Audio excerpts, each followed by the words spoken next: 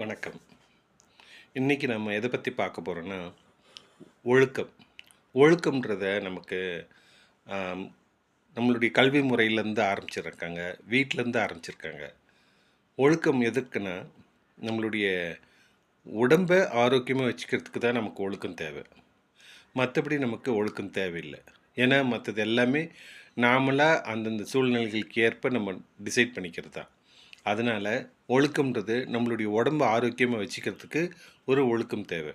அதாவது ஆதியில் நம்ம பார்த்தோம்னா, ஆதம் ஏவாள் பாவம் பண்ணுறதுக்கு முன்னாடி அவர் என்ன நமக்கு சாப்பிட கொடுத்தாரு?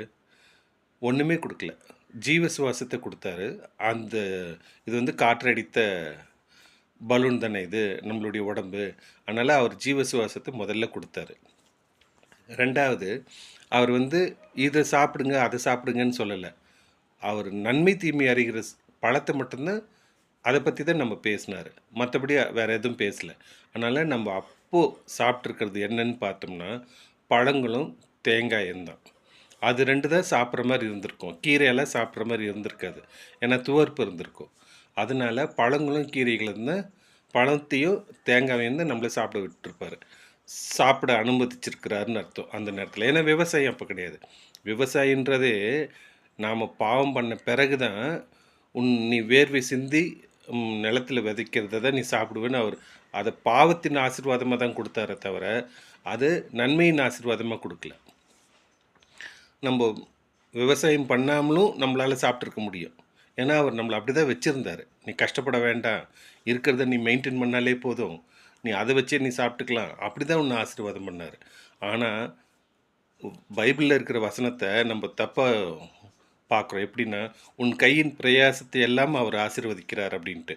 அந்த கையின் பிரயாசம்ன்றது உன்னுடைய ஊழியத்தில் நீ எவ்வளோ தூரம் நீ அவருக்காக நீ பயணம் பண்ணுறியோ அதை தான் அவர் ஆசீர்வாதமாக சொல்கிறத தவிர உலக பிரகாரமான ஆசீர்வாதத்தை அவர் சொல்லவே இல்லை. ஏன்னா அவர் சொல்லணும்னு அவசியம் இல்லை. ஏன்னா அவர் ஆல்ரெடி எல்லாத்தையும் படைச்சிட்டார் உனக்காக. அப்புறம் அவர் எதுக்கு உலக பிரகாரமான ஆசீர்வாதத்தை உனக்கு தர போகிறாரு? அவர் கொடுக்க போகிறது எவ்வளோ பேரை நீ வந்து விசுவாசத்துக்குள்ளே கொண்டு வரன்றத அவர் பார்க்குறாரு. அதனால் நாம் ஒழுக்கமாக இருக்கணும்னா, பைபிளில் என்னென்ன போட்டிருக்கோ அவருடைய வார்த்தைகள் உங்களுக்கு எப்படி எப்படியெல்லாம் தோணுதோ அதை நீங்கள் உங்களுடைய ஸ்டைலில் உங்களுடைய சுய சிந்தனைப்படி நீங்கள் அதை நடைமுறைப்படுத்துங்க. உலகத்தில் பிரபலமாக இருக்கிற ஒழுங்குமுறையை நீங்கள் ஃபாலோ பண்ணணுன்னு அவசியம் இல்லை. நன்றி, வணக்கம்.